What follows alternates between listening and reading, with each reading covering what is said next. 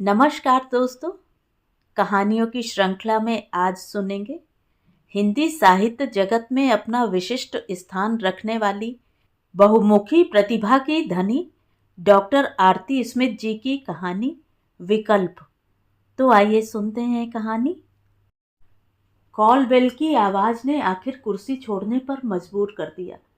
विचार तितर बितर होने से बचाने की कोशिश करती हुई वह कलम हाथ में लिए ही उठ खड़ी हुई और कमरे से निकलकर दरवाजे की तरफ बढ़ी।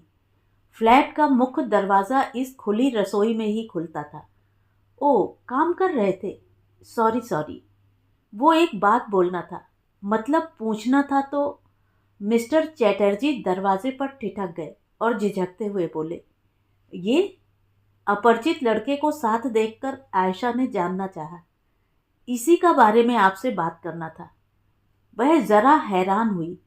उसकी हैरान निगाहें अपने चैटर्जी दा पर टिक गईं। आज भीतर आने को नहीं बोलेगा क्या? अरे आइए आइए ना दादा, आओ बेटे प्लीज। वह झेंप गई। कमरे में घुसते ही दादा की नजर मेज पर खुली कॉपी पर जा टिकी।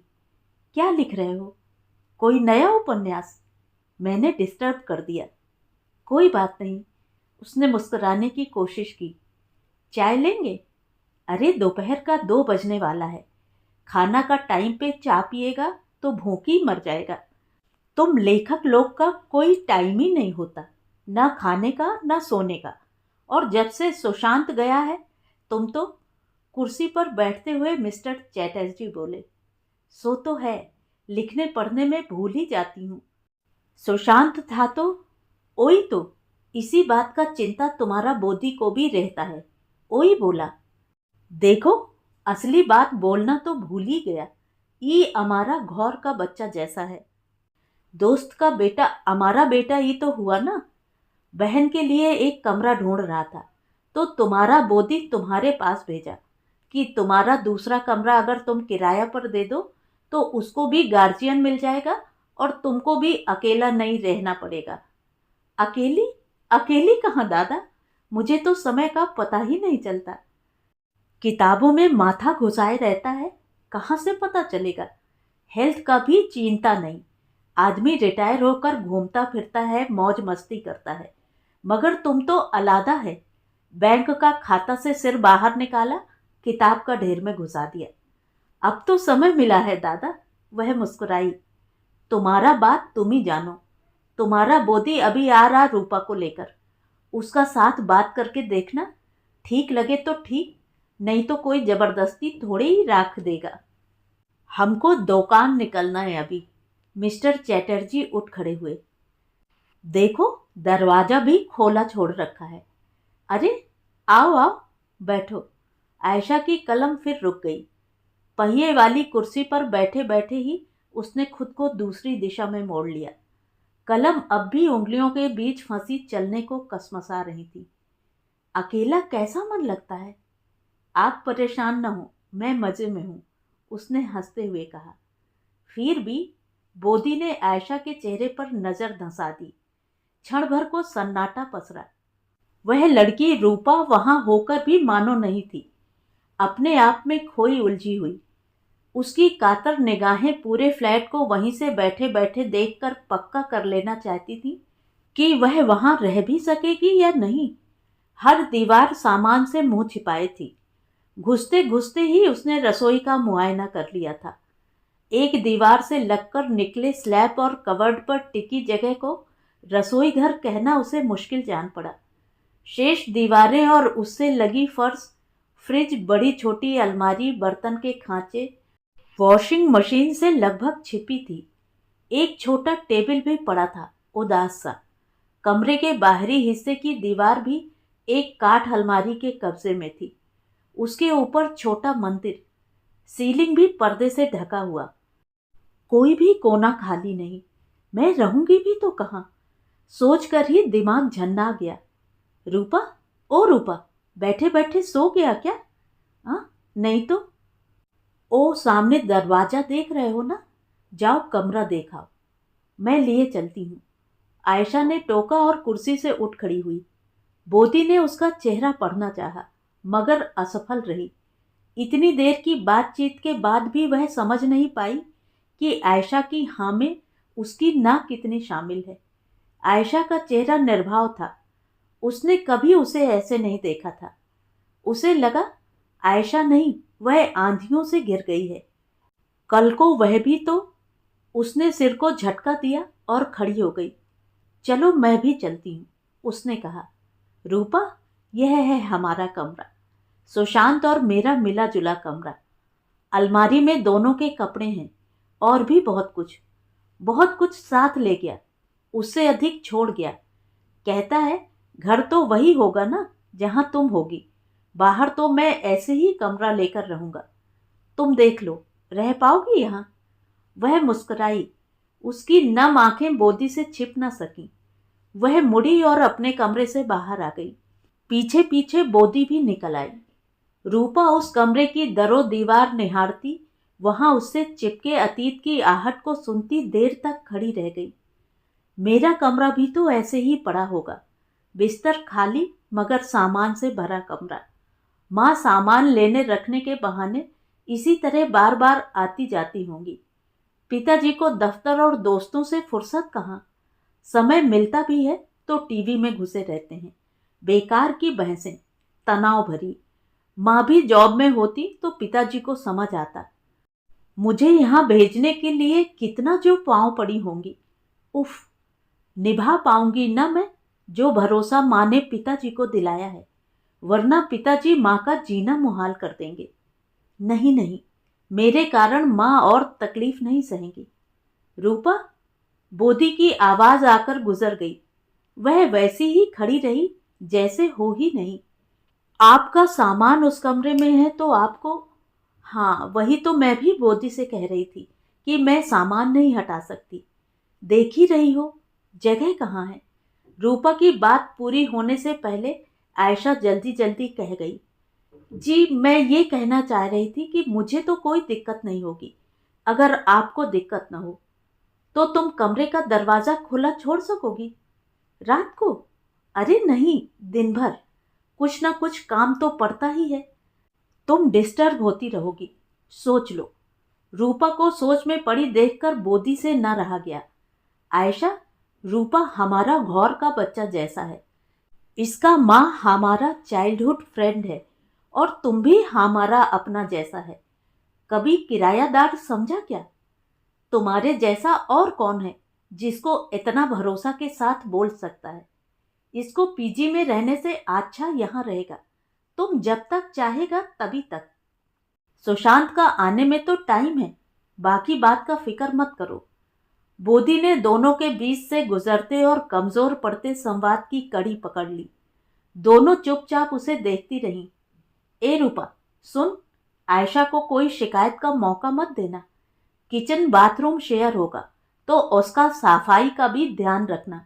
यही नहीं कि टाका थमा दिया तो बस हो गया, समझी? बोधी एक सांस में बोल गई। कुछ क्षण रुकी, फिर कहना शुरू किया। आवाज में दर्द उभर आया। तुम्हारा दादा का उम्र का तो इसका बेटा है, बहुत ख्याल रखता था, अब भी रोज फोन करता है। तुम भी माँ को रोज फोन करना। मेरा घौर भी तो अब। खुद को भविष्य की आहट से बचाती हुई बोधी उठ खड़ी हुई। जल्दी जल्दी बोलती हुई दरवाजे से बाहर निकल गई।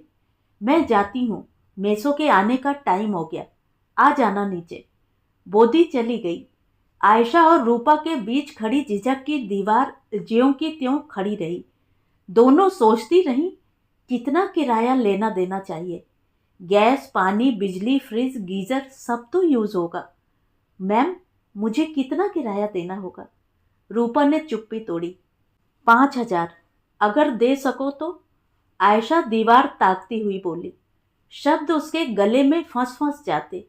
वह अब तक सोच नहीं पा रही थी कैसे साझा करेगी सब।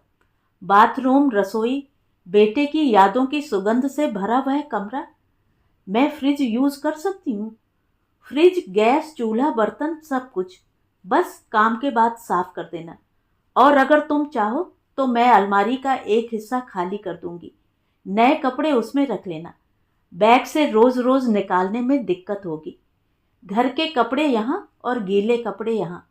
आयशा मन को संयत करती हुई एक एक चीज दिखाती बताती चली गई। हाय, गुड मॉर्निंग बेटा। कोई आया है क्या? आवाज आ रही है। आया नहीं, आई है, प्यारी सी बेटी, किराएदार। तुमने मेरा कमरा किराए पर दे दिया? पैसे की दिक्कत थी तो मुझे कहा होता। सुशांत की आवाज में दर्द उभर आया। अभी इतनी कमजोर नहीं हुई कि अपना बोझ अपने कांधे ना उठा सकूं। पैसे की बात ही नहीं। फिर और तुमने मुझसे पूछना भी जरूरी नहीं समझा। तुम्हें क्या लगता है मैं वापस नहीं आऊंगा? तुम्हें क्या लगता है? मुझे क्या लगेगा? घर है तो आना ही है। वैसे भी एक बार यहाँ का कॉन्ट्रैक्ट पूरा होने पर आऊंगा ही। हाँ, मगर कितने दिनों की छुट्टी पर? या कि जब तक नई वर्क परमिट नहीं बन जाती, यही ना? जॉब छोड़ दूं इसलिए भेजा तुमने? मैंने ऐसा कब कहा? ना कहूंगी ना चाहूंगी कि मेरी वजह से तू अपने सपने के पंख काट दे। फिर क्यों? क्यों क्या? तुम साल 2 साल पर महीने 2 महीने के लिए आओगे। तुम्हें नहीं लगता धीरे धीरे उस कमरे की दीवारें अतीत जीते जीते खंडहर हो जाएंगी? कोई नई इबारत नहीं लिखी जाएगी वहां, ना ही कोई सपना पलेगा। मैं जानती हूं।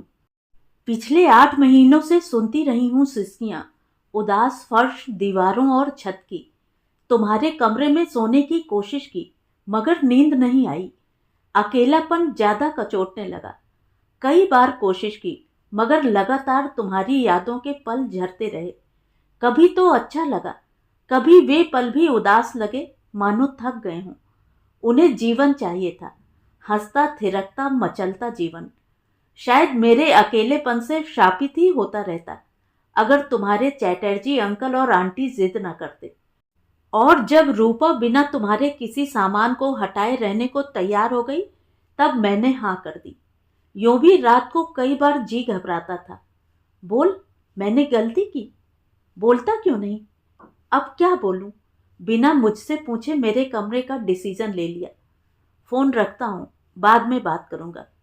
आज तो संडे है माँ, शनिवार की रात है यहाँ। भारत से 10:30 घंटे पीछे का समय। तुम्हारी रूपा के आते ही यह भी भूल गई। सॉरी बेटे, रखता हूं। सुन तो, कल जरूर कॉल करना। बाय। फोन कट गया। आयशा हाथ में मोबाइल लिए परेशान सी बैठी टकटकी लगाए शून्य निहारती रही। फोन की घंटी सुनकर आयशा की तंद्रा टूटी। दिन बीत गया, शाम ढल चुकी। उसकी बेचैनी उसे स्थिर नहीं होने देती थी। रूपा ने कोशिश की कि कुछ खा ले, मगर वह तो होठों पर खामोशी जड़ अपने स्टडी टेबल से चिपकी रही। मन कहीं और उड़ता रहा था। उसने मोबाइल उठाकर देखा, होठों पर मुस्कान लौटी। थरथराते स्वर फूटे।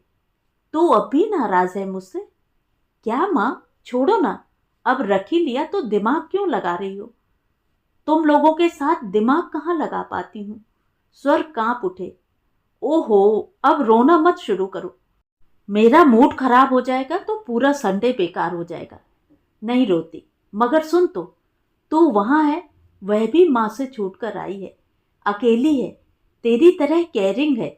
कभी कभी डांट भी सुन लेती है, और कभी कभी रात का खाना हम इकट्ठे भी खा लेते हैं।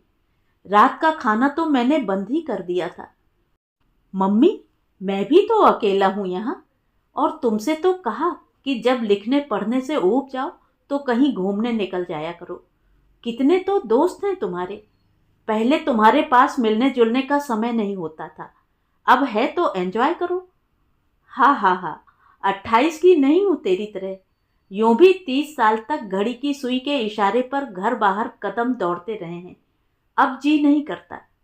तू अभी नहीं समझेगा। घर से बाहर की रोशनी घर के भीतर के अंधेरे को कम नहीं करती। उसके लिए घर के भीतर उजाला भरना होता है। छोड़ो, तुमसे कुछ कहना ही बेकार है, फिर रोने लगोगी। तुमने भी मेरी वापसी का रास्ता बंद कर दिया, जैसा कि पापा ने किया था। याद है, या भूल गई वह भी? सुशांत की आवाज आयशा के कलेजे को बेधती चली गई। पापा को जीवन संगनी नहीं, बिस्तर की चादर चाहिए थी, चांदी की चादर। तुम लेखक लोग ना अपने बच्चों से भी शब्दों का खेल खेलने लगते हो। बंद करो। मान क्यों नहीं लेती कि तुमने मेरा विकल्प ढूंढ लिया है? पूरा कमरा तो मेरा नहीं ही था, अब बेड भी मेरा नहीं। पगले, तुम्हें सचमुच लगता है तुम्हारा कोई विकल्प हो सकता है? घर को मकान बनाने से बचा लिया। अकेला आदमी मकान में रहता है। घर तो मकान में बसे अपनेपन की खुशबू से भरे संबंधों से बनता है। पिछले 8 महीने से तेरा यह घर मोबाइल पर सिमट कर रह गया था। उसे फिर से विस्तार दे रही हूं, ताकि बीच के दिनों में जो सन्नाटा और उससे उपजे शोर को खत्म कर सकूं। तुम्हारी बातें कभी कभी समझ नहीं आती। इतना ही समझ लो, बड़ी मुश्किल से मैं यह विकल्प चुन पाई, और इसमें चैटर्जी दा की मर्जी शामिल है। जानते ही हो, मुझसे अधिक उन दोनों को मेरे अकेलेपन की चिंता रहती है। अब मुझे भी लगता है घर को मकान बनाने की जगह घर को घर बनाए रखने के लिए यह विकल्प बुरा नहीं, ताकि जब तुम आओ तो इस घर को वैसा ही हंसता मुस्कुराता पाओ जैसा छोड़ गए थे। कोई और मेरे कमरे में रहे तब भी वह मेरा कमरा। क्या मजाक है सुशांत। बिस्तर बदला जा सकता है, मकान भी बदले जा सकते हैं, घर नहीं बदला जा सकता। घर बदलने का अर्थ है उस घर में पलते रिश्तों का मर जाना। 2 पीढ़ी के 2 अलग अलग व्यक्ति एक मकान की एक छत के नीचे अपने अपने घर को बचाने में लगे हैं। जब तू आएगा सब समझ जाएगा। अभी फोन रखता हूँ। उलझी आवाज उभरी और फोन कट गया। हेलो, कैसी हो? बढ़िया, तुम बताओ। नया प्रोजेक्ट शुरू किया है, उसी में सारा समय निकल जाता है। यहाँ वहाँ के समय का भी चक्कर है। मैं जब तक जागता हूँ तुम्हारे सोने का वक्त हो चुका होता है, इसलिए मैं तुझसे कोई शिकायत नहीं कर रही। पहले की तरह हर रोज फोन का इंतजार रहता है, पर कोई बात नहीं। तेरा गुड मॉर्निंग का मैसेज मेरी रात सोने लायक बना देता है। जब समय मिले या जब मन करे फोन कर लेना। तुम्हारे लिए कोई समय की कोई पाबंदी थोड़ी ही है। आयशा ने आवाज में संयत बरती। वह जानती थी जब से रूपा आई है सुशांत ने फोन करना कम कर दिया है। बस गुड मॉर्निंग का मैसेज भेज देता है ताकि वह चिंतित न हो। तुम्हारा भी मन करे तो कर लेना, मेरा तो हमेशा मन करता है। आयशा हंस पड़ी, फिर बोली, माँ बाप अपने मन की सुनने लगे तो दिन में 5 बार नंबर डायल कर दें। मैं तो मम्मी पापा दोनों हूँ, दिल भी दोगुना धड़कता है। तो किसने रोका है? डायल कर लिया करो। मीटिंग में रहूंगा तो नहीं उठाऊंगा, फ्री रहूंगा तो उठा ही लूंगा। मैं तुझे डिस्टर्ब करना नहीं चाहती, इसलिए खुद को रोके रखती हूँ। और सब? आंटी चाय। थैंक यू बेटे। अब किस बात के लिए थैंक यू? रूपा को कहा। पता नहीं इसे कैसे पता चल जाता है कि मुझे चाय की तलब हो रही है। किसी जन्म में मेरी माँ ही रही होगी, तो माँ समझ जाती है सब कुछ। हाँ, तुम्हें लगता है ऐसा? मैं अच्छी माँ होने का दावा नहीं कर सकती। नानी ने तुम्हें समझा था। अपनी समझ से जितना समझा होगा ठीक ही समझा होगा। आजकल पहेली अधिक बुझाने लगी हो मम्मी। कोई नॉवेल लिख रही हो क्या?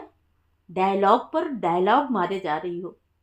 तुझसे बात करती हुई मम्मी होती हूँ, सिर्फ मम्मी। तुझे नहीं लगता? कभी कभी नहीं भी। एनीवे, तुम अपनी रूपा के हाथ की चाय के मजे लो। मैं बस ऑफिस पहुंचने वाला हूँ, फिर कॉल करता हूँ। रुकिए, फोन मत काटिए, बस 1 मिनट प्लीज। पीछे से रूपा की आवाज गूंजी। वीडियो ऑन कीजिए। मम्मी, मुझे देर हो रही है। ये क्या नाटक है? सुशांत झल्लाया। बस 1 मिनट के लिए प्लीज। रूपा ने मिन्नत की और आयशा से फोन लेकर कमरे की ओर दौड़ पड़ी। उसने पीछे का कैमरा ऑन कर दिया। देखिए अपना कमरा। मेरा कहाँ? देखिए तो सही, बस देखते जाइए। रूपा तेजी से कमरे का हर एक कोना, कुर्सी, मेज, दीवार पर टंगी उसकी बनाई तस्वीर, सामने टंगा उसका बोर्ड और बोर्ड पर लिखे गए उसके शब्द, और अंत में अलमारी और बिस्तर दिखाती चली। मैंने आपके कमरे को आपका ही रहने दिया है, जैसा था बिल्कुल वैसा ही। रूपा की आवाज में गंभीरता थी। अब आप वीडियो ऑफ कर सकते हैं, चाहें तो फोन भी। आंटी को फोन दे रही हूँ। रुको रुको, तो फिर आप रहते कैसे हो? मेरा मतलब, आप पे कर रहे हो और एक ऐसे कमरे में रह रहे हो जहां दूसरे का सामान बिखरा पड़ा हो। ऐसे में तो वह कमरा अपना लग ही नहीं सकता। मैंने खुद ऐसे कई कमरे देखकर छोड़े हैं। मुझे कमरा नहीं, घर चाहिए था। अच्छा कमरा तो पीजी में भी मिल जाता, मगर ना मुझे इतना अपनापन मिलता, ना ही मेरी माँ को तसल्ली होती। मगर फिर भी मैं तो पूरे घर में मर्ज हो गई हूँ। हिंदी में क्या कहते हैं, समा जाना। हाँ, समा गई हूँ। कहीं नहीं हूँ और हर जगह हूँ। आंटी आपको समझा नहीं पा रही थी। मैं उनको लगातार परेशान देखकर परेशान थी। समझ रही थी अपना कमरा देखे बिना आप समझ नहीं पाएंगे, इसलिए समय मांगा। आप जब भी आए, आपका कमरा आपको वैसा ही मिलेगा जैसा छोड़ गए थे। आप कहीं और शिफ्ट हो रहे हो? पहले सोचा था, जब आपसे बातचीत के बाद आंटी को हर समय उदास देखती थी तो बुरा लगता था। खुद में डूबी रहती, कुछ कहती भी नहीं थी। मगर अब नहीं सोच रही। मगर आप मेरे रहने की फिक्र मत कीजिए। वर्किंग डे में तो वैसे भी दिन भर बाहर ही रहती हूँ और रात को सोना मेरे लिए कोई समस्या नहीं। मासी के पास नीचे सो जाऊंगी या फिर आंटी के पास ही। मगर अगर मगर कुछ नहीं। समझ लीजिए आंटी ने केयर टेकर रखा हुआ है, जिसे बदले में ढेर सारा प्यार और आशीर्वाद चाहिए। महीने में एक बार नहीं, हर रोज। वह हंस पड़ी। अब आपको देर नहीं हो रही? 1 मिनट बात करने को तैयार नहीं थे? आंटी को फोन दे रही हूँ। उसने फिर चुटकी ली। सुशांत को बुरा नहीं लगा। मम्मी, ये रूपा क्या चीज है? चीज नहीं है, जीती जागती गुड़िया है। तूने देखा ना, जो बात मैं तुझे कई दिनों से समझा नहीं पा रही, इसने 1 मिनट में समझा दिया। अब ये मत कहना मेरा घर नहीं रहा। अब तो लगता है मेरी मम्मी ही गायब हो रही है। वह हंसा, खुलकर हंसा। बेटे की हंसी सुनकर आयशा की पलकें खुशी से नम हो आई। कितने दिनों बाद तेरी हंसी सुनी है। अरे वो तो बस, लेकिन मम्मी, वह तुम्हारे कमरे में कैसे सो सकती है? तुमने तो डबल बेड भी हटवा दिया। उसने बात बदली। तो उसकी चिंता मत कर, उसे कोई परेशानी नहीं होती। न छोटी जगह से, ना ही नाक बंद होने के कारण बजते खर्राटे से, और ना ही रात को उठ उठ कर बाथरूम जाने और नल चलाने से। मेरे मना करने पर भी उस रात साथ ही सोई। जब अचानक अचानक आयशा रुकी। उसने बात बदलनी चाहिए। जब जब क्या मम्मी? तुम ठीक तो हो? हाँ हाँ, बिल्कुल फिट। तो तुम्हारी रूपा ने झूठ बोलना भी सिखा दिया। तुम जानते हो ना, मैं झूठ नहीं बोलती। और क्या बात है, हर बात में रूपा का नाम जपा जा रहा है? अरे, तुम तो मेरी ही टांग खींचने लगी। सच बताओ, क्या हुआ था? रूपा को तुम्हारे पास क्यों सोना पड़ा था? वो पुरानी बात हो गई, छोड़ना। अरे, हुआ क्या था? और जो भी हुआ बताना तो चाहिए था। तू मुझसे नाराज ना हुआ कर, फिर कुछ नहीं होगा मुझे। आयशा की आवाज कांपी। मम्मी, कोई चिंता की बात तो नहीं? प्लीज बताओ। नहीं रे, जब कोई ऐसी बात होगी तो जरूर बताऊंगी। जरा जरा सी बात क्या बताना? कहने को 18-20 घंटे का सफर है, मगर तुरंत आना आसान है क्या? उस पर सिर्फ टिकट में इतने रुपए लग जाते हैं। तू मेहनत से कमाए और मैं एक झटके में खर्च करवा दूं। कमाता किस लिए हूं? वह नाराज हुआ। उसका जी चाहा कि कह दे, सुशांत, 1 बार, 2 बार, 3 बार मेरी बीमारी सुनकर आ जाएगा तू। मगर उसके बाद क्या होता है, यह बड़े नज़दीक से देखा समझा है। खासकर अपना घर बसाने के बाद पुराने घर में संजोए संबंध को कौन सा दीमक कैसे चाट जाता है, यह तो बदलता वक्त ही जाने। मियाद से पहले खंडहर होते संबंध के भीतर रेशा रेशा टूटते बिखरते घर को पिछले 20 वर्षों से देखती ही तो आ रही हूँ। कुकुरमुत्ते की तरह वृद्धाश्रम की बढ़ती संख्या, और जहाँ वृद्धाश्रम नहीं, वहाँ, ओह, उसने सिर को झटका दिया। भाव बदलती हुई बोली, तेरा घर है, आकर कुछ दिन रह, साथ घूम, मम्मी के हाथ का बना खाना खा, दोस्तों के साथ मजे कर। घर आने के लिए किसी इमरजेंसी का इंतजार क्यों करना? तू सड़क पर चल रहा है शायद, चलते हुए फोन पर बात मत कर, संभल कर पार करना। फुटपाथ पर चल रहा था, अब बिल्डिंग के अंदर आ गया हूं, अब तुम सो जाओ। फोन कट गया। आयशा बाहर बालकनी में निकल आई। आज आसमान ज्यादा सुंदर नजर आया। चांद पर टिकी उसकी आंखों में चांदनी भरने लगी। बड़े दिनों बाद वह गुनगुना रही थी। आंखों में सुशांत का बचपन हिलोरे ले रहा था। अब भी नहीं बदला, पगला कहीं का। माँ किसी और को प्यार करे तो कैसे चिढ़ जाता है, छोटे बच्चे की तरह। कहता है बताया क्यों नहीं? क्या बताती कि दिल पर ठेस लगने से भी दिल को झटका लगता है। जान जाता तो क्या परेशान न हो जाता। उसने एक बार फिर पूनम के चांद को देखा और बुदबुदाई, रूपा जैसे बच्चे घर को मकान होने से बचा ही लेते हैं। घर घर ही रहे तो अच्छा, संबंध की खुशबू फैलती रहेगी और ढलता जीवन खंडहर होने से बचा रहेगा। सोच में डूबती उतराती मुस्कुराती चांदनी के छींटे महसूस करती वह देर तक खड़ी रही। भीतर उठे ज्वार का वेग शांत हो चला। तो ये थी कहानी। कहानी आपको कैसी लगी कमेंट करके ज़रूर बताएं। और अगर मेरे द्वारा सुनाई हुई कहानियाँ आपको अच्छी लगती हैं और आप मेरे चैनल पर पहली बार आए हैं तो चैनल को सब्सक्राइब ज़रूर करें, लाइक करें और अपने दोस्तों और परिचितों में शेयर भी करें। बेल आइकन दबाना बिल्कुल भी ना भूलें। धन्यवाद।